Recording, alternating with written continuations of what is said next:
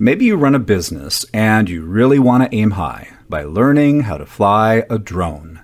Jeremy Davis can get you started. He's an FAA certified drone pilot and the founder of Optic Unity, a small business here in Chattanooga that focuses on visual data. On Saturday, starting at noon, he'll be teaching an online course for the Chattery, Introduction to Using Drones for Business. Jeremy, thanks for joining us. Good to be here. Thank you for having me on. How did you get into flying drones? Well, it all started while I was working as an archaeologist, actually, when I graduated through UTC, and I had the opportunity to learn a little bit more about survey equipment and how the process actually works. And through that methodology, I decided to branch out on my own and use some of the skills that I learned there. And I saw that it was a little bit easier to use drones to get a lot more of the work done. So I decided to move in that direction. And what does it take to learn how to do what you can do with drones? Basically, just the willingness to try as much as you can and be willing to volunteer wherever you can, because there's free knowledge out there that a lot of people are willing to give. Not all drones are alike, are they? That's correct. There are some that are used specifically for mapping. There are some that are specifically for photography. A lot of people use them for inspections. I've also seen a lot of people use them for home defense and a lot of defense and analysis. And then tell us more about how you use drones as a tool. Specifically right now, some of the biggest projects I'm working on are 3D models.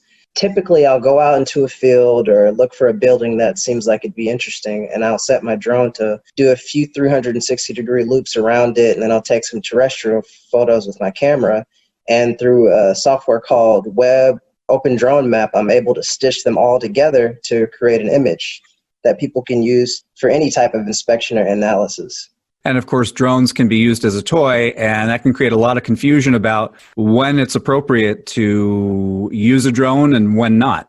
That's correct. And I'm actually working with an organization called Drone Forward Incorporated, and that's pretty much what we do. We let the kids design their own drones and that they can actually play with, but we take that knowledge that they've learned there and we let them figure out what they actually want to do in the future for business. What's something that people might misunderstand or not even realize when it comes to drones?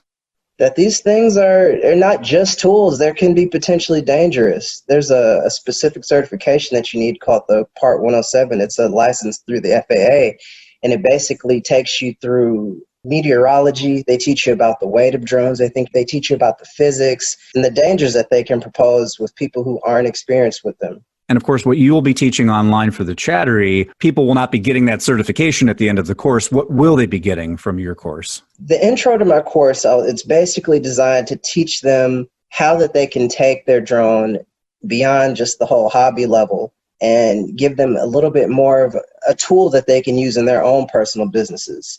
And of course, like you said, I won't be providing a license or anything like that during the class, but I will give them enough instruction to where they can find out more in regards to getting their own license or find out more places to study. And I'll also be offering services beyond that if people want to actually train up to get their own license. And of course, we've talked about some of the uses of drones, but there are just so many: real estate, video games, construction, inspections, and of course, film and photography. That's correct. It's interesting that you said something about video games. There's a lot that I've heard recently, especially with the latest generations of consoles that are coming out, that they're using this technology. It's called photogrammetry. And that's mostly what I do with my drones, is to stitch these 3D images together to create environments. And on to real estate, I've also had a lot of experience with going out and doing 3D model and reconstructions for realtors, especially with all the COVID stuff going on in the social distance. A lot of people would much rather have an image that they can rotate on their computer screen so they don't have to get risk as much exposure. And talking about COVID-19, another instance where drones have come in quite handy, search and rescue. That's correct. During those tornadoes that happened over Easter, a lot of contractors were able to go out and capture a lot of data, and we actually used a lot of that data for the city. That's another little job that I work for with the city. We recreated some of the areas that FEMA needed to use to display some of the data to see where their funds are going to be allocated. And of course, you mentioned earlier that people need to be safe when it comes to using drones. The technology is changing all the time. It's getting better. There is always a concern about safety, and there are concerns as well about privacy. That's correct. There's been a large push in the city that I've heard that the main reason why a lot of the process and technology isn't being adapted is because there are concerns for safety and there are concerns for privacy. I think it's more important for people like me, people who have their license, to make it known that we do know what we're doing and that we do have the public's best interest at heart, and that there are certain systems set up to where we have to report certain things that we're doing, and we have to tell the government exactly where we're going to be going, because if not, it's going to open up for a lot more litigation that's unnecessary down the line. If you square away safety and you square away privacy, what's something that you've long wanted to do with a drone that you haven't gotten to yet? What's on your drone wish list? Let's see.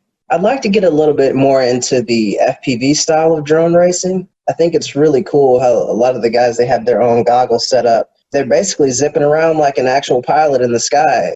It's something that I haven't been able to do with the types of drones that I have. A lot safer to do it from the ground with the goggles on.